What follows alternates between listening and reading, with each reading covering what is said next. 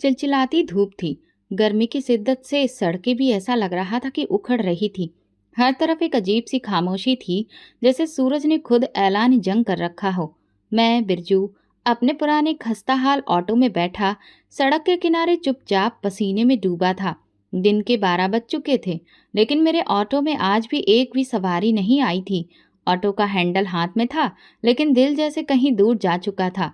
पत्नी का भूखा चेहरा, बच्चों की रो रो कर सूजी हुई आंखें और खाली बर्तनों की आवाज मेरे मन में बार बार गूंज रही थी। सुबह से पानी के कुछ गिलासों के सिवा कुछ भी मेरे पेट में नहीं गया था। पेट्रोल वैसे ही कम था, और अगर यूं ही खाली ऑटो लिए मैं घूमता फिरता तो वो भी खत्म हो जाता। फिर ना ऑटो चलता, ना मैं सोच रहा था कि शायद आज भी खाली हाथ ही लौटना पड़े कि अचानक सामने से एक कमजोर सी बूढ़ी औरत आती दिखाई दी। हाथ में पुराना सा थैला पड़ा हुआ था, जिसमें कुछ सब्जियां और शायद दवाइयों के कुछ पत्ते रखे थे। चेहरे से साफ दिख रहा था कि वो दिन भर की थकान लिए हैं। उनका पल्लू पसीने से भीगा लग रहा था और कदम लड़खड़ा रहे थे। वो मेरे रिक्शे के पास आई और कहने लगी, बेटा, चौक तक जाना है, छोड़ दोगे? मैंने उनकी तरफ देखा और जैसे अपनी माँ की छवि देख ली हो। अचानक जुबान से निकल गया, 300 लगेंगे अम्मा। वो हिचकिचाई, फिर धीरे से बोली, बेटा, अगर सामान कम होता तो मैं रिक्शा में चली जाती। 300 तो नहीं है मेरे पास, 200 दे सकती हूँ। उनके चेहरे की झुर्रियों में कई कहानियां छुपी थीं। मैं ऑटो के हैंडल से हाथ हटाता हुआ बोल पड़ा, बैठ जाओ अम्मा, छोड़ देता हूँ। उन्होंने हैरत से मुझे देखा, जैसे कि उन्हें यकीन नहीं आया हो। मैंने उनके हाथ से थैला लिया, ऑटो में रखा और खुद भी सवार हो गया। पूरे रास्ते वो मुझे दुआएं देती रही, कह रही थी, भगवान तुम्हें आसान जिंदगी दे बेटा, तुम्हारे बच्चों को खूब तरक्की दे, पत्नी को खुश रखो। मैं चुपचाप सुनता रहा, उनकी हर बात मेरे दिल पर लग रही। ऑटो आगे बढ़ता रहा और मैं सोचता रहा, क्या वाकई भगवान मेरे बच्चों को तरक्की देगा, जबकि आज भी उनके नसीब में सिर्फ सूखी हवा है। जब हम चौक पहुंचे तो अम्मा ने थैला उठाया, जेब से कुछ निकालने लगी। मैंने कहा, अम्मा रहने दो, तुम्हारी दुआएं ही काफी हैं। मेरी आंखों में झांक कर देखकर वो कहने लगी, बेटा, बहुत लोग देखे हैं इस शहर में, लेकिन तुम जैसे दिल वाले कम मिलते हैं। वो चली गई और मैं ऑटो वहीं रोक कर बैठ गया। जेब में कुछ भी नहीं था। कुछ देर यूं ही बैठा रहा। सूरज अब भी वही शिद्दत लिए जल रहा था, मगर मेरे दिल की जलन उससे भी ज्यादा थी। ऑटो वापस घर की तरफ मोड़ दिया। मन में एक ही सवाल था, अब घर जाकर पत्नी को क्या जवाब दूंगा। घर पहुंचा तो पत्नी दरवाजे पर खड़ी थी। उसकी नजरें ऐसी थी जैसे कह रही हो, फिर खाली हाथ आ गए। मैंने घबराई हुई आवाज में कहा, नहीं, 100 रुपए थे, आटा ले आया हूँ, बच्चों को खिला देना, मैं मुंह धोकर आता हूँ। वो कुछ कहे बिना अंदर चली गई। मैं नल के नीचे बैठकर मुंह धो रहा था और साथ साथ आंखों से आंसू भी बह रहे थे। कितना झूठ बोला था मैंने। 100 रुपए कहाँ थे? बस दिल चाहता था कि बच्चों के चेहरे पर थोड़ी सी खुशी देख सकूं। किचन में हल्की सी आवाज आई, जैसे आटा गूंथा जा रहा हो। पत्नी ने रोटियां पकाई, बच्चों को खिलाया, अब और सबने पेट भर के खाना खाया। जब सब खा चुके थे तो बस एक रोटी बची थी। वो मेरे पास आई और कहने लगी, ये तुम खा लो। मैंने मुस्कुराकर जवाब दिया, नहीं, मैं बाहर से कुछ खा चुका हूँ, तुम खा लो। वो मुझे देखती रही। शायद उसे अंदाजा हो गया था कि मैं झूठ बोल रहा हूँ, लेकिन कुछ बोली नहीं। खामोशी से वो रोटी खाने बैठ गई। मैं अपनी जगह बैठा पत्नी को देख रहा था। एक ऐसी औरत जो मेरे पास सब कुछ न होने के बावजूद भी मेरा साथ दे रही थी, जिसने जिंदगी के हर तूफान को सब्र के साथ जिया था और आज भी एक रोटी में हम दोनों की मोहब्बत बांट रही थी। मैंने उसी लम्हे दिल में एक बात तय की, चाहे जैसे भी हालात हों, जब तक जिंदगी है मैं किसी का भला करने से पीछे नहीं हटूंगा। शायद एक दिन भगवान को मेरी अच्छाई पसंद आ जाए। उसी उम्मीद पर मैं रात भर जागता रहा और अगली सुबह दोबारा ऑटो का हैंडल थामकर सड़क पर निकल आया, नए मंजिल की तलाश में, नए सपने की उम्मीद में। आज भी वही कहानी, और धूप में जलता रहा, मैं भी जलता रहा, मगर ना कोई सवारी मिली, ना कोई उम्मीद। कुछ देर बाद ऑटो एक पेड़ के नीचे खड़ा कर दिया और एक कोने में जा बैठा। जेब में 20 रुपए पड़े थे, जो पानी की बोतल खरीदने के लिए भी नहीं थे। मैं जेब में हाथ डालकर उन 20 रुपयों को मुट्ठी में दबाया और आंखें बंद कर ली। सूरज ढलने लगा तो दिल ने कहा, अब घर चलो, जो होना है हो जाएगा। ऑटो घसीटते हुए मोहल्ले की गली में दाखिल हुआ तो बच्चों की हंसी की आवाज सुनाई दी, लेकिन मेरे घर के सामने एक बार फिर खामोशी छाई थी। दरवाजा खोलकर अंदर गया तो पति ने कोई सवाल नहीं किया, बस मेरी तरफ देखा। नजर वही थी जो दिन ब दिन और ज्यादा तीखी होती जा रही थी। वो खामोशी से अंदर गई, कुछ देर बाद वापस आई और मेरे सामने एक छोटा सा थैला रख दिया। ये आटा है, तुमने कहा था कि ले आए हो, बच्चों ने खा लिया है। मैंने गहरी सांस ली और मुस्कुराकर सिर हिलाया। झूठ एक बार फिर जीत गया, या शायद हार गया। वो मुझे एक अजीब सी नजरों से देखती रही, जैसे वो कहना चाहती हो, अब तो सच बोल दो, मैं संभाल लूंगी। लेकिन हम मर्दों को ये सच बोलने की हिम्मत कब होती है? हम सच बोलते ही नहीं, छुपाते हैं ताकि हमें अपनों का सहारा मिलता रहे। पत्नी ने आटा गूंथना शुरू किया। मैं चारपाई पर बैठा दीवार को घूरता रहा। कुछ देर बाद उसने रोटियां पका ली। बच्चों ने खा लिया तो वो मेरे पास आई। हाथ में एक प्लेट थी जिसमें एक रोटी रखी थी।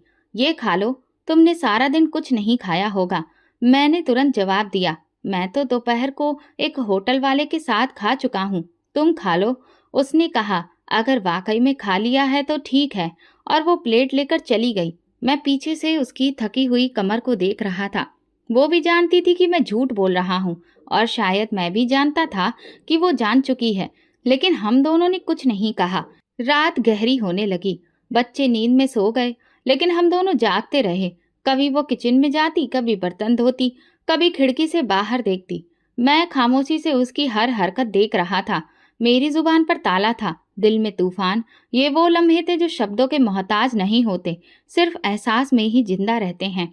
मुझे याद आया, एक बार शादी के पहले साल हमने एक छोटा सा केक मिलकर खरीदा था। उस दिन मेरे पास 250 रुपए थे, और हम दोनों ने वो केक खाते हुए वादा किया था कि एक दिन घर होगा, खुशियां होंगी और बच्चे हमें गर्व से देखेंगे। आज वही पत्नी थी, वही मैं, लेकिन केक नहीं था, बस खामोशी थी। रात गई। उसने मुझसे कहा, कभी कभी लगता है कि शायद हम कोई परीक्षा दे रहे हैं। मैंने धीरे से कहा, शायद ये परीक्षा नहीं, हमारे नसीब का हाल है जो कुछ ज्यादा ही सख्त है। वो धीरे से बोली, बस मैं इतना जानती हूँ कि तुम मेहनत करते हो, ये भी जानती हूँ कि तुम झूठ बोल रहे हो, लेकिन इस झूठ में भी एक सच्चाई छुपी है, और वो ये कि तुम चाहते हो कि हम हिम्मत ना हारें। मेरी आंखों से आंसू बहने लगे। उनसे नजरें चुराने के लिए मैंने मुंह फेर लिया। तुमने वो आखिरी रोटी मेरे लिए बचाई थी ना? वो मुस्कुराकर बोली, और तुमने वो रोटी मेरे लिए छोड़ दी थी। यही वो पल था जब मुझे लगा हम दोनों का पेट चाहे खाली हो, मगर दिल मोहब्बत से भरे हुए हैं। मैंने उसकी तरफ हाथ बढ़ाया, उसने थाम लिया। हम दोनों ने उस रात कुछ नहीं खाया, लेकिन ऐसा लग रहा था कि जैसे हमने दुनिया की सबसे बड़ी दौलत पा ली हो। खामोशी में लिपटी हुई मोहब्बत की वो थाली जिसमें सिर्फ कुर्बानी थी, सब्र था और दुआ की वो महक जो शायद आसमानों तक पहुंच गई थी। सुबह के वक्त सूरज अभी पूरी तरह निकला नहीं था, लेकिन मेरे दिल पर अंधेरे पहले से छाए थे। मैं बिस्तर से उठा, नहा धोकर कपड़े बदले और खामोशी से ऑटो की चाबी लेकर बाहर आ गया। पत्नी ने कुछ नहीं पूछा, शायद वो जान गई थी कि मेरे पास कहने को कुछ नहीं बचा। ऑटो सड़क पर लाया तो पहला झटका तब लगा जब सीट पर बैठते ही अंदाजा हुआ कि पेट्रोल तकरीबन खत्म हो चुका है। कल के 2-3 चक्कर में टंकी को बिल्कुल खाली कर दिया था। जेब में हाथ डाला तो बस चंद सिक्के थे जो शायद एक चाय के कप के भी ना होते। दिल ने कहा, वापस जाओ, आज का दिन भी यूं ही गुजरने दो। लेकिन फिर वो सपना, वो वादे और बच्चों के चेहरे सामने आ गए, और मैंने रिक्शा स्टार्ट कर दिया। पेट्रोल पंप वही पुराना था जहां कई बार मैंने घंटों खड़े होकर दूसरों को पेट्रोल भरवाते देखा था। आज फिर एक बार उसी उम्मीद के साथ गया कि शायद पंप वाले अमित भैया मुझ पर रहम खा ले। अमित भैया भले ही स्वभाव के सख्त मिजाज इंसान थे, लेकिन मोहल्ले के ही थे, इसलिए उनसे कुछ जान पहचान हो गई थी। ऑटो पेट्रोल पंप के सामने लाकर रोका और हिचकिचाते हुए कहा, अमित भैया 5 लीटर डाल देंगे? कल तक दे दूंगा पैसे। उन्होंने मुझे सिर से पांव तक देखा, जैसे मेरी हालत को तोल रहे हों। फिर नाक चढ़ाते हुए बोले, बिरजू तुम तो हमेशा उधार की ही बात करते हो, हम भी भाई कारोबार करते हैं, कोई दान नहीं देते। पहले जो उधार दिया था वो भी 3 दिन बाद दिया था। मैंने झुकी निगाहों से कहा, जानता हूँ, लेकिन अब की बार वादा है, कल सुबह तक चुका दूंगा। इससे पहले कि मैं बात पूरी करता, वो अचानक बोले, चलो ठीक है डाल देता हूँ, लेकिन ये आखिरी बार है, आइंदा बगैर पैसे के मत आना। मेरी खुददारी एक लम्हे को सिमट गई, जैसे किसी ने मुझे पूरी भीड़ में नंगा कर दिया हो। वहां आसपास दूसरे लोग भी मौजूद थे, कुछ मोटरसाइकिल वाले, कुछ अपने ऑटो में पेट्रोल ही भरवा रहे थे। सबने एक लम्हे को मेरी तरफ देखा और फिर नजरें फेर ली, लेकिन वो एक लम्हा सदियों जितना लंबा लग रहा था। अमित भैया ने पेट्रोल भरा, रसीद काट कर हाथ में थमाई और कहा, कल सुबह। मैं चुपचाप रसीद जेब में डाली और ऑटो लेकर पंप से बाहर निकल आया। दिल में अजीब सा बोझ था, जैसे पेट्रोल नहीं नमक भर गया हो। सड़क पर आकर मैंने ऑटो धीरे धीरे चलाना शुरू किया। हर बार किसी मोड़ पर जब मुझे कोई साथी ड्राइवर दिखाई देता तो मैं नजरें चुरा लेता। उनमें से अक्सर मेरे जानने वाले थे। अमन, विजय, जतिन सब अपने अपने ऑटो में व्यस्त थे। जब भी किसी दूसरे ऑटो वाले को सवारियां बिठाते हुए देखता तो दिल करता कि अपना ऑटो वहीं रोक दूं और पैदल घर चला जाऊं। ऑटो का हैंडल पकड़े पकड़े मेरा दिल भर आया। अगर अकेला होता तो शायद रो भी लेता, लेकिन सड़कों पर आंसू नहीं बाहर आते हैं, वहां सिर्फ धूल उड़ती है और दर्द उमड़ते हैं, सपनों की तरह पीछे रह जाते हैं। दोपहर तक 2 ही सवारियां मिली। दोनों ने कम किराया दिया और एक तो जाते जाते बहस भी कर गया, ये इतने पैसे किस बात के। मैंने कुछ नहीं कहा, बस चुपचाप आगे देखा, जैसे कुछ सुना ही ना हो। ऐसे वक्त में इंसान ना तो भगवान की परवाह करता है, ना अपनी इज्जत की, बस वक्त का मुकाबला करता है, और वो मुकाबला सबसे ज्यादा जालिम होता है। शाम को ऑटो लेकर वापस मोहल्ले की तरफ आ रहा था तो रास्ते में एक जगह रुककर चाय का सोचा। चाय वाले को 50 रुपए दिए और पूछा, 1 कप चाय दे दो, बगैर बिस्किट के। चाय वाला कुछ कहने ही वाला था कि पीछे से आवाज आई, बिरजू भैया, आज भी खाली लग रहे हो। मुड़कर देखा तो जतिन था, मुस्कुराता हुआ। उसके ऑटो में 2 सवारियां बैठी थी और पीछे बड़ा सा स्पीकर बज रहा था। वो खुशहाल दिखाई देता था और मैं एक थका हारा सा। मैंने जबरदस्ती मुस्कुराकर कहा, बस यार, दिन थोड़ा सुस्त रहा, प्रार्थना करो कल अच्छा हो। वो ऑटो आगे ले गया और मैं वहीं बैठा चाय का आखिरी घूंट पीने लगा। वो घूंट जैसे हलक में कांटे बनकर उतर रहा था। खुददारी, इज्जत, सपना, हसरते, सब के सब जैसे एक कप में ही डूब गए हों। रात में घर लौटा तो पत्नी दरवाजे पर खड़ी नहीं थी, शायद थककर बच्चों के साथ सो गई थी। दरवाजा खुद खोला, चुपचाप अंदर गया और एक कोने में जाकर बैठ गया। आज भी कुछ नहीं लाया था और कल भी जाने क्या होगा, लेकिन उस लम्हे दिल में एक प्रार्थना आई, भगवान, अगर मेरी मेहनत ही काफी नहीं तो कोई और ही रास्ता दिखा दो। लेकिन अब मेरे हौसले भी कमजोर पड़ने लगे हैं और मैं रात के अंधेरे में खुद से लड़ता रहा, इस उम्मीद के सहारे जो शायद कहीं अंदर अब भी जिंदा थी। अगले दिन भी रोज की तरह मेरी सुबह उम्मीद और मायूसी के बीच उलझी हुई थी। पेट्रोल का बंदोबस्त तो अमित भैया से किया हुआ था, उधार भी था, जो हर लम्हे सीने पर बोझ बनकर बैठा था। रात खाली पेट गुजरी और दिल में वही सवाल अभी भी गूंज रहा था, जो हर दिन मुझे नए लहजे में पूछता था, क्या आज का दिन अच्छा होगा। ऑटो स्टार्ट किया और सड़क पर निकल गया।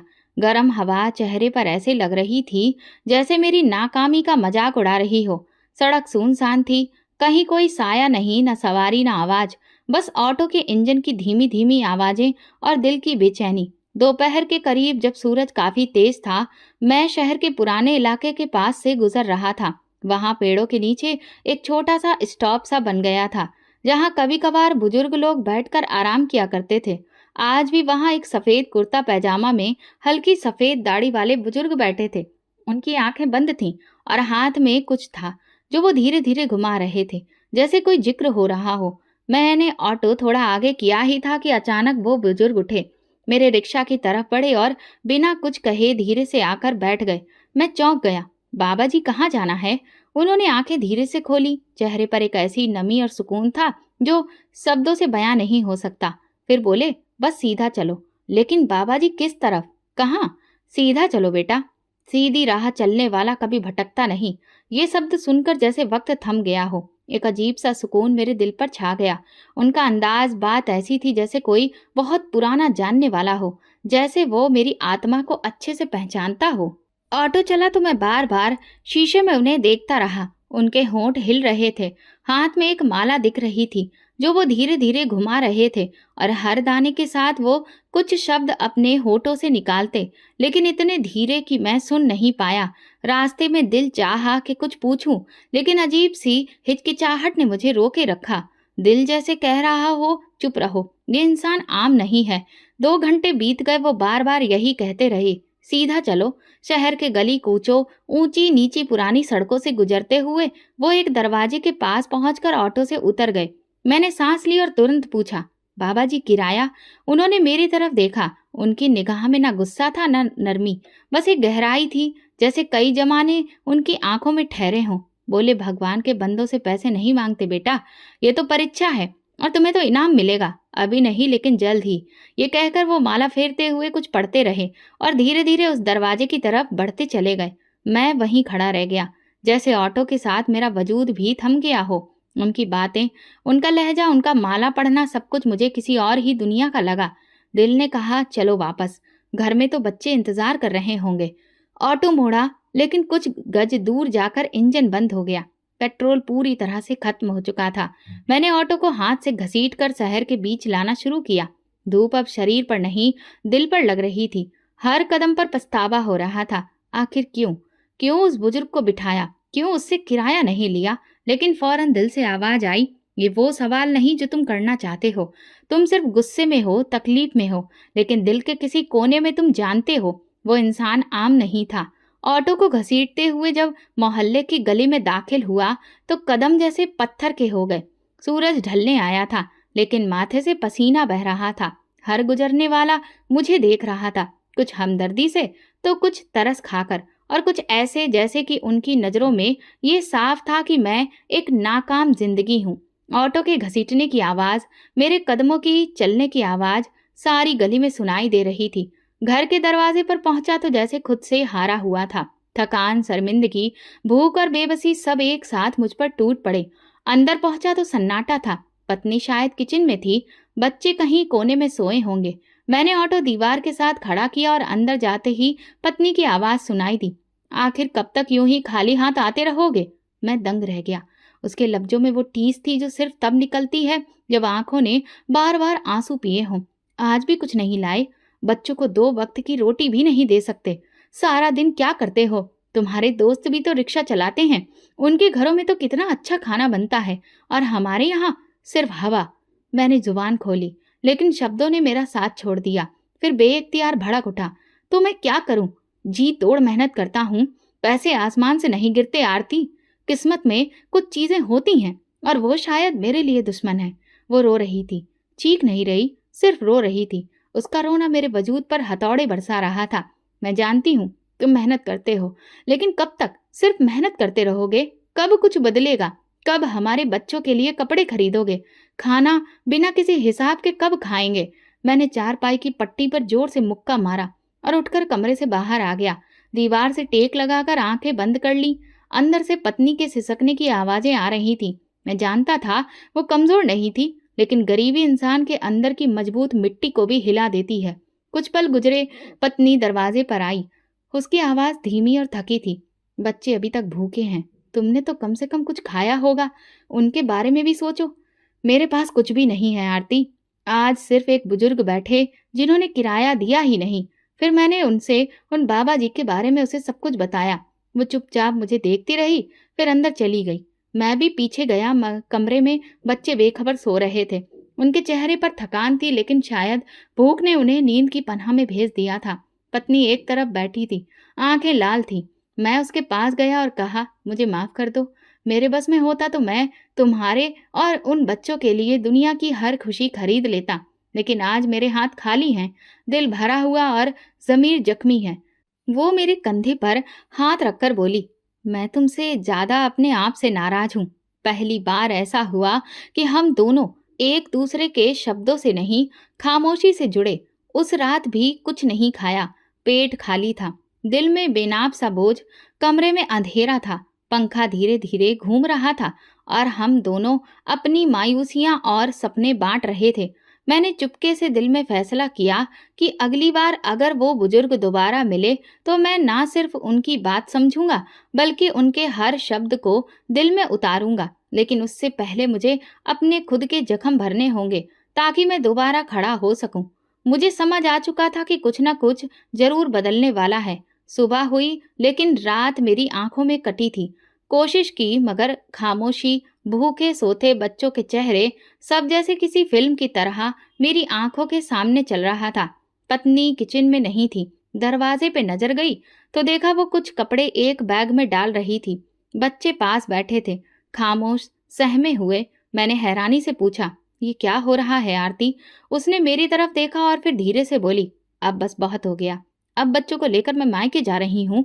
माँ के घर में शायद एक वक्त की रोटी तो मिल जाएगी।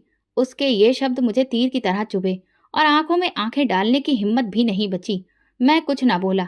आरती, देखो, अब कुछ मत कहो। मैं जानती हूँ तुमने मेहनत की है, लेकिन भूख, बच्चों की खामोश आंखें और खाली बर्तन अब बर्दाश्त से बाहर है। शायद मुझे मेरे मायके में कुछ सुकून मिले, तुम्हें भी और मुझे भी। वो बाहर निकल गई, बच्चों को चुपचाप उंगली पकड़कर साथ ले गई। दरवाजा बंद हुआ तो ऐसा लगा जैसे जिंदगी का सबसे कीमती हिस्सा मुझसे छिन गया हो। मैं चारपाई पर बैठ गया, दिल जैसे टुकड़ों में बट गया। खामोशी ऐसी थी जैसे पूरा मोहल्ला सुन रहा हो कि बिरजू की पत्नी बच्चे लेकर चली गई। घंटा यूं ही बैठा रहा, हाथों में चेहरा छुपाए, कभी दरवाजे को देखता तो कभी खुद को। रात को बिस्तर पर लेटता तो नींद आंखों से कोसों दूर थी। मुझे हमारी शादी की पहली रात याद आई, जब आरती ने जागते हुए कहा था कि मैं सादी जिंदगी पसंद करती हूँ, बस जिसमें सच्चाई हो, इज्जत और सुकून हो। मैंने हंसते हुए वादा किया था कि ये सब होगा, तुम मेरा साथ दे देना। कितनी अजीब बात है, वादा मैंने किया, निभाया उसने। मैंने उसे कुछ नहीं दिया, न अच्छे कपड़े, न सैर सपाटा, न खुशियां, लेकिन वो हर हाल में मेरे साथ रही। कभी शिकायत नहीं की, कभी सवाल नहीं किया। हर बार मेरे झूठ को चुपचाप बर्दाश्त करती रही, हर बार बच्चों की भूख पर अपना दिल मारती रही। और जब वो रूठ गई तो शायद मैं खुद से रूठ गया। आंखें बंद की तो उसके आखिरी शब्द कानों में गूंज रहे थे, शायद एक वक्त की रोटी मिल जाए। दिन में दर्द उठा, ऐसा लगा जैसे मैं सब कुछ हार चुका हूँ, सिर्फ पत्नी नहीं, अपनी जमीन भी। सुबह उठा तो मन हताश था, इसलिए मंदिर चला गया। भगवान के सामने बैठा तो आंसू निकल पड़े। मैंने उस औरत को तकलीफ क्यों दी जो हमेशा मेरे साथ खड़ी रही?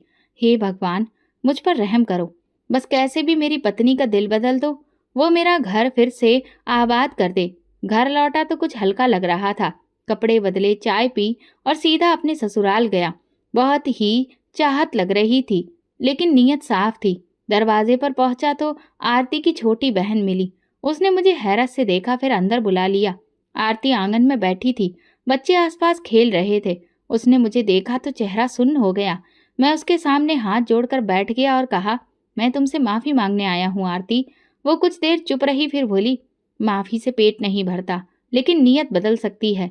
आरती, मैं जानता हूँ कि तुम थक चुकी हो, लेकिन मैं भी अब वो बिरजू नहीं रहा। कल रात पहली बार मैंने खुद को आईने में देखा और बहुत शर्मिंदा हुआ। वो बच्चों की तरफ देखते हुए बोली, तुम्हें यकीन है कि सब बदलेगा? मैंने कहा, नहीं, लेकिन उम्मीद है। और अब की बार वो उम्मीद प्रार्थनाओं से जुड़ी है, और तुम्हारे बिना ये प्रार्थना अधूरी है। आरती की आंखें भर आईं, लेकिन उसने हाथ बढ़ाकर कहा, चलो घर चलते हैं। वापसी का रास्ता मेरे दिल के बोझ को हल्का करता जा रहा था। इस बार वो मेरे साथ थी, बच्चों के साथ और एक नई उम्मीद के साथ। शायद सब कुछ अब भी वैसा ही हो, वही ऑटो, वही तंग हाली, लेकिन एक बात जरूर बदल गई थी। अब हम फिर से एक साथ थे, और यही सबसे बड़ी दौलत थी। अगली सुबह मैंने हिम्मत की, पुराने दोस्त नवीन के पास गया। वो कभी मेरे साथ स्कूल में पढ़ता था, लेकिन किस्मत ने उसे किसी दुकान पर सेल्समैन बना दिया था, जहां तनख्वाह तो कम थी, लेकिन वक्त पर आ जाती थी।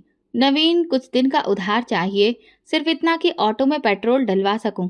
नवीन ने एक पल मुझे देखा, फिर जेब से कुछ नोट निकालकर थमा दिए। बिरजू, मुझे याद है जब हम बच्चे थे तो तुमने मेरे लिए स्कूल में किताब खरीदी थी। आज वही कर्ज लौटा रहा हूँ। मैंने नजरें झुकाकर धन्यवाद कहा। दिल अजीब सी नरमी से भर गया था।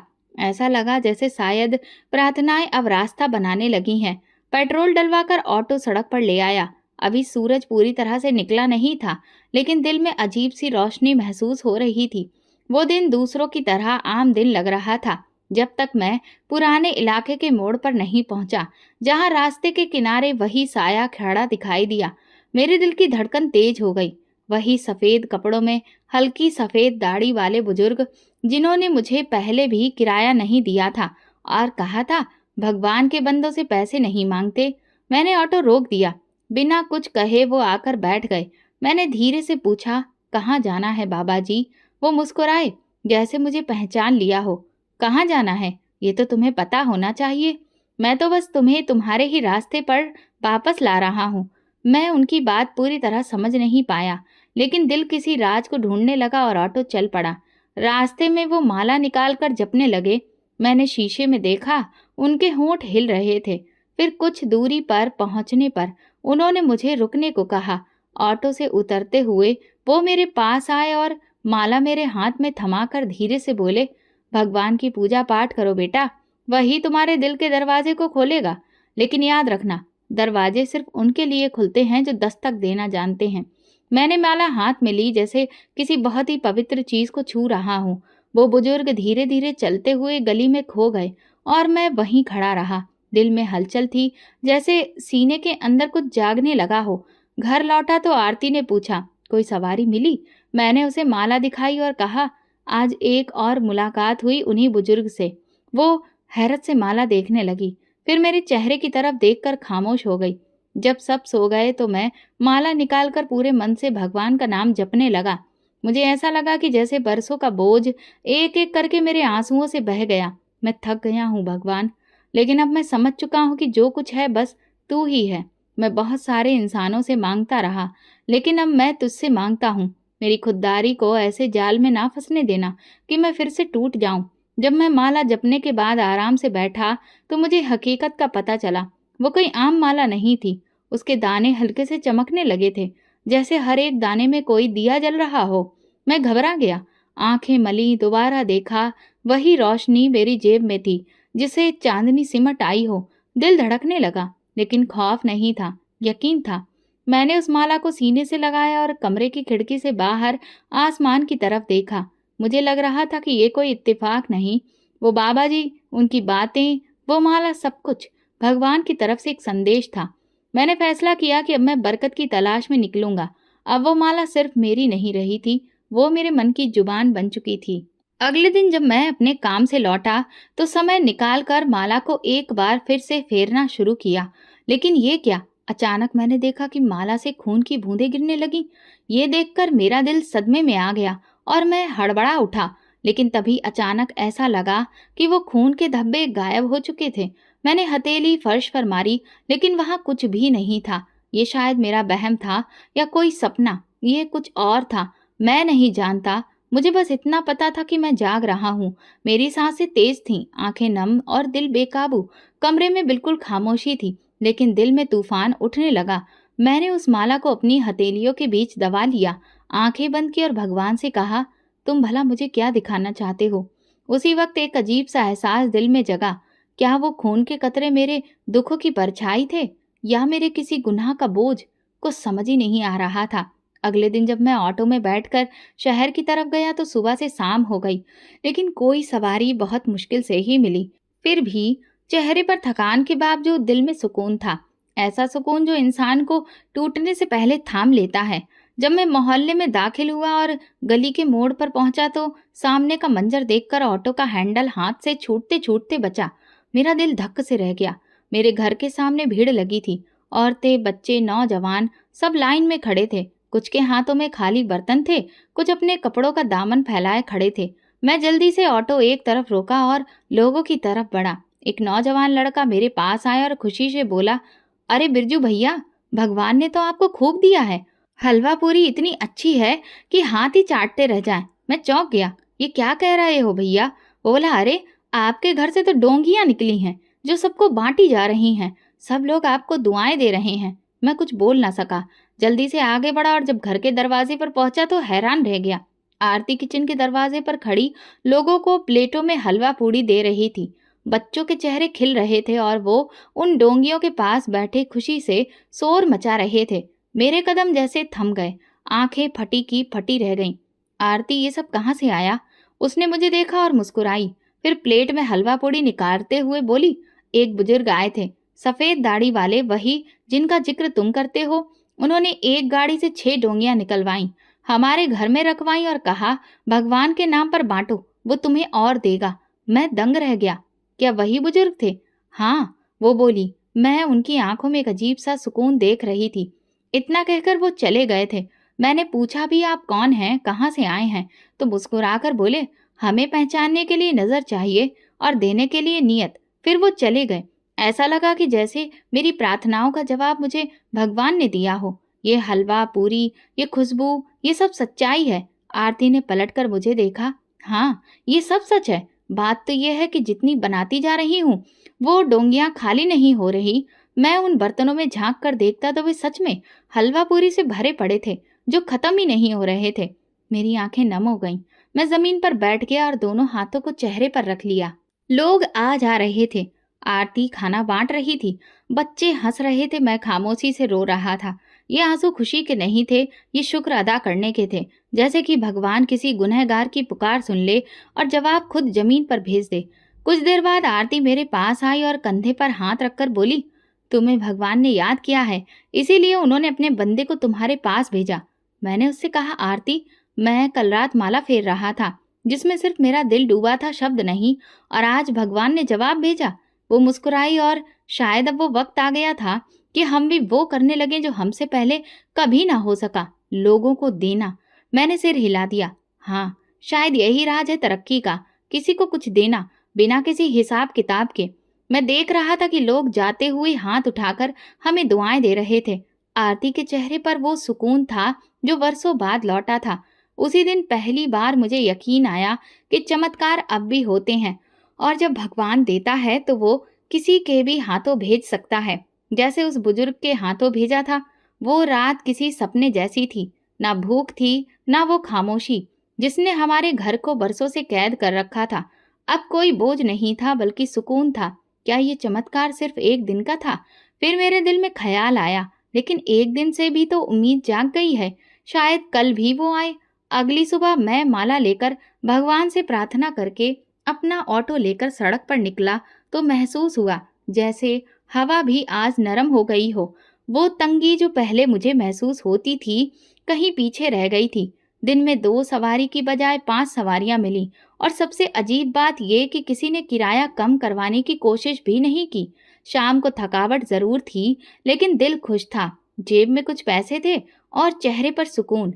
घर पहुंचा तो गली में आज भी भीड़ लगी थी। सब दुआएं दे रहे थे। मैं जल्दी से अंदर गया तो वही मंजर दोबारा देखा। आरती हाथ में प्लेट पकड़कर खाना निकाल रही थी। मैंने उससे पूछा तो वो मुस्कुराकर बोली, हाँ, आज फिर से वही बुजुर्ग आए थे। सुबह सुबह जब मैं झाड़ू लगा रही थी, उन्होंने मुझे फिर से वही आदेश दिया। अब तो जैसे ये रोज का सिलसिला बन गया था। धीरे धीरे सब बेहतर होने लगा। पहले जहां दिन भर में 200 रुपए बनते थे, अब 400-500 आराम से बन जाते थे। सवारियां खुद आकर बैठने लगी। कुछ तो मुझे नाम लेकर पूछती, आप बिरजू भैया हो ना, जिनके घर से रोज खाना बनकर जाता है? ये सब मेरी समझ से बाहर था, लेकिन दिल गवाही दे रहा था कि इसके पीछे सिर्फ एक ही ताकत है, भगवान की। वही है जो ये सब देता है, जो लोगों के दिलों को बदल देता है। एक दिन एक नौजवान मेरे ऑटो में बैठा। उसकी आंखों में नमी थी। रास्ते भर वो चुप रहा, लेकिन उतरते वक्त बोला, बिरजू भैया, आपको पता नहीं, आपके दिए खाने ने मेरी पत्नी की जान बचा ली। वो 2 दिन से भूखी थी, और जब कल आपके घर से खाना मिला तो मैंने पहली बार उसकी आंखों में खुशी देखी। मैंने नजर झुका ली। होठों पर शुक्र था, आंखों में नमी। रात को मैंने आरती से कहा, अब मुझे समझ आ रहा है, असली तरक्की सिर्फ अपनी इज्जत और नाम को बचाने में नहीं, बल्कि किसी और के खाली बर्तन को भरने में है। वो हल्के से मुस्कुराई और बोली, हम तो बस हाथ हैं, देने वाला वही है। उन दिनों में मेरी सोच बदलने लगी थी। पहले मैं दिन भर सवारी के लिए भागता था, अब सुकून से काम करता था। हर सवारी को इज्जत से बिठाता, नरमी से बात करता और उससे ज्यादा दिल से कमाता। और अजीब बात यह थी कि अब जब मैं किसी को ऑटो में बैठाता था तो उनके चेहरे पर सुकून आ जाता, जैसे मेरे साथ बैठना उनके लिए किसी राहत का जरिया हो। आरती भी बदल गई थी। जो कभी हर बात पर शिकायतें करती थी, अब हर बात पर शुक्र अदा करती है। रोज भगवान से पूछती है और खाना बांटने की तैयारी करती है। हम दोनों के बीच अब कोई दूरी नहीं थी। एक प्रार्थना और एक यकीन हमारे बीच आ चुका था। मैं जान चुका था कि नरमी सिर्फ शब्दों में नहीं, बल्कि हमारे व्यवहार में भी होनी चाहिए। सच सिर्फ जुबान से नहीं बल्कि दिल से भी बोला जाए तो असर करता है, और तरक्की सिर्फ कमाने से नहीं बल्कि बांटने से भी बढ़ती है। एक दिन शाम के वक्त जब सारा खाना बन चुका था और मोहल्ला खामोशी की चादर ओढ़ने लगा, मैं अकेला घर के पिछवाड़े में बैठा हुआ था। माला को उंगलियों में घुमा रहा था। आरती बच्चों को सुलाने अंदर जा चुकी थी और मेरे आसपास रात का सुकून था। नजरें आसमान पर टिकी थीं और दिल में कई सवाल पैदा हो रहे थे। आखिर वो वक्त क्यों आया था? वो दिन जब घर में कुछ नहीं था, न जुबान पर सुकून था और न दिल में शांति थी। मैंने अपनी जिंदगी को पलट कर देखना शुरू किया। वो वक्त याद आया जब मेरे पास कुछ थोड़ा बहुत था। कभी कुछ बच जाता था, लेकिन कभी भी किसी को देने का ख्याल नहीं आया।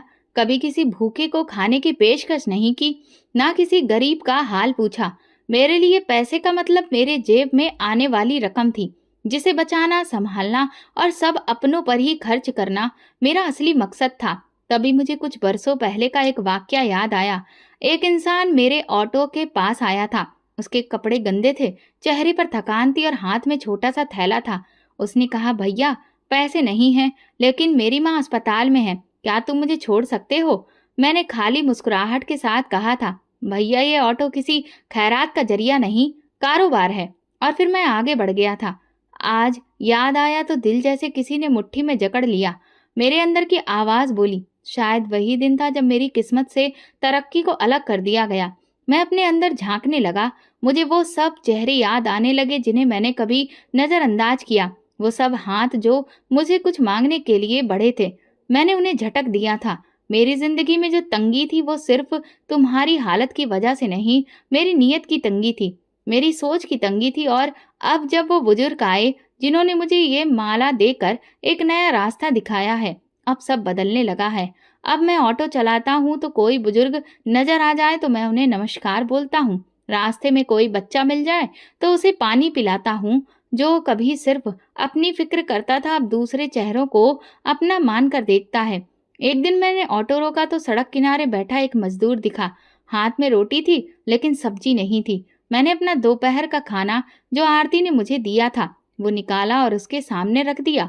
वो चौंका, फिर मुस्कुराकर बोला, भैया भगवान तुम्हें और देगा। मैंने कहा, हाँ, अब मैं जान गया हूँ, भगवान उसे देता है जो बांटना जानता है। फिर मैंने कुछ बचत से एक छोटी सी रोटी की टोकरी तैयार की। रोज सुबह एक तरफ रख देता और शाम तक जितने भी जरूरतमंद नजर आते उन्हें पेश करता। वो दिन भी आया जब मुझे लगता था कि मेरी जिंदगी बदल चुकी है, लेकिन मेरे दिल में एक नई उम्मीद जाग चुकी थी। अब मैं सिर्फ लेने वाला नहीं रहा, मैं देने वाला बन चुका था। आरती भी मेरे साथ थी। वो भी खाने के साथ कुछ कपड़े भी अपने जमा करके लोगों में बांट रही थी। हम दोनों खामोशी से एक नया रास्ता अपना चुके थे। एक दिन आरती बोली, पता है, पहले हमारे घर के दीवारें सिर्फ भूख संभालते थे, अब प्रार्थनाएं संभालते हैं। मैंने सर हिलाकर कहा, और मुझे समझ आ गया है कि हमारे पास पहले दिल की कमी होती थी। अब हमारा सफर बदल चुका था। अब मैं सिर्फ ऑटो नहीं चलाता, मैं अपने भगवान के एहसान को भी अदा कर रहा था।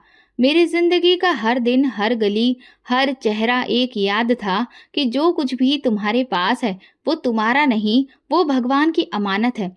हमें समझ में आ चुका था कि तरक्की हाथ की मेहनत में नहीं, दूसरों की मदद में है। 10 साल बीत गए, वक्त जैसे पंख लगाकर उड़ गया हो। उस दिन के बाद वो बुजुर्ग दोबारा कभी नजर नहीं आए, ना वो गाड़ी और ना ही सफेद दाढ़ी वाले वो बाबा। उनकी सुकून भरी आवाज, लेकिन उनकी दी हुई माला अभी भी मेरे पास है, वैसी ही है। वो मेरे हर फैसले में मेरे साथ हैं। जब आखिरी बार वो डोंगी लेकर बाबा आए थे तो मैं और आरती समझ चुके थे कि ये किस्सा हमें रास्ता दिखाने का था। अब हमें इस रास्ते पर खुद चलना है। उसी दिन से मैंने एक छोटा सा किचन किराए पर लिया। शुरू में सिर्फ 3 दिन खाना बनाया जाता था, जो खुद जाकर मैं गरीबों को बांट देता था। आरती ने अपने जेवर बेचकर बर्तन खरीदे और हमने फैसला किया कि जितना हो सकेगा करेंगे। अगर कुछ नहीं हो सका तब भगवान के दरवाजे पर जाकर हाथ फैलाएंगे, लेकिन इंसानों के आगे नहीं। फिर एक दिन ऐसा आया जब एक ऊंचे दर्जे वाला मेरे ऑटो में बैठा। रास्ते भर वो चुप रहा, लेकिन उतरते वक्त अचानक बोला, तुम्हारी बातों से लगता है तुम कुछ नेकी का काम करते हो। मैंने बताया कि मैं ऑटो चलाता हूँ और लोगों को खाना भी खिलाता हूँ। उसने मुझे ध्यान से देखा और कहा, कल मेरे दफ्तर आओ, कुछ काम है। मैं अगले दिन गया। उसने गंभीरता से कहा, तुम्हारी सच्चाई ने मेरे दिल को छू लिया है। मैं चाहता हूँ कि तुम्हारे खाने का काम और बेहतर हो। मैं सारा खर्चा उठाऊंगा, तुम बस अच्छे से काम करो। वो दिन मेरी जिंदगी का नया मोड़ था। अब मैं ऑटो नहीं चलाता, लेकिन रोज कम से कम 500 लोगों को खाना जरूर खिलाता हूँ। वही गली, वही मोहल्ला। अब मेरी रोटी की छोटी सी किचन से खुशबू निकलती है और दरवाजे पर हर दिन वही मंजर होता है जो किसी जमाने में मेरे घर के सामने हुआ करता था। भीड़ लगी होती है, बर्तन होते हैं, आंखों में शुक्र की चमक। लोग कहते हैं बिरजू भैया के दरवाजे से कोई भूखा वापस नहीं जाता, और मैं सिर्फ मुस्कुराता हूँ, क्योंकि मैं जानता हूँ कि ये सब मेरे भगवान की वजह से है। ये उस बुजुर्ग की दुआ है, उनका माला का राज है जो आज भी मेरे तकिए के नीचे रखी रहती है। मेरा बेटा स्कूल जाता है और बेटी कॉलेज जाने की तैयारी कर रही है। आरती अब औरतों की टीम संभालती है, जो खाना पकाती है और बनाती है और जरूरतमंद घरों तक भी पहुंचाती है। मेरा घर अब वो सिर्फ मेरे बच्चों का नहीं, भगवान के बंदों का घर बन चुका है। मुझे याद है, एक दिन एक फकीर ने खाना खाते हुए कहा था, बिरजू, तुम्हारे हाथ में भगवान ने बरकत डाल दी है। मैंने उसे पल आंखें बंद करके दिल में कहा, भगवान, जब तक ये हाथ चल रहे हैं, इन्हें अपना आशीर्वाद देते रहना। मैं अपने इस सफर में एक बात सीख चुका था, जब नीयत बदलती है तो नसीब भी बदलता है। जब दिल साफ हो तो रास्ते खुद खुल जाते हैं, और जब कोई बंदा सिर्फ भगवान के लिए काम करता है तो उसे भगवान और देता है। फिर सारी दुनिया की दौलत भी उसके मुकाबले में कम लगती है। मैं बुजुर्ग को कभी भी नहीं भूल सकता। यही मेरी जिंदगी की कहानी है, बिरजू की कहानी, जो कभी एक सिक्का बचाने के लिए इनकार कर देता था और आज बिना मांगे देता है, क्योंकि उस रात मैं समझ चुका था कि तरक्की हिसाब से नहीं, नीयत से आती है। और मेरे लिए सबसे बड़ा चमत्कार यही है कि मैं अब सिर्फ तरक्की के लिए नहीं, प्रार्थना और दुआओं के लिए कमाता हूँ। जहाँ दिल साफ हो तो मदद का जज्बा अपने आप पैदा हो जाता है, और भगवान खुद हमारे सामने ऐसे रास्ते खोल देता है जिनके बारे में इंसान कभी सोच भी नहीं सकता। तो दोस्तों, अगर आपको हमारी कहानी पसंद आई हो तो कमेंट करके ज़रूर बताएं। वीडियो को लाइक करें और ज़्यादा से ज़्यादा शेयर करें। अगर आप चैनल पर नए हैं तो सब्सक्राइब जरूर करें और नोटिफिकेशन बेल दबाएं ताकि अगली अपडेट सबसे पहले आपको मिले। धन्यवाद।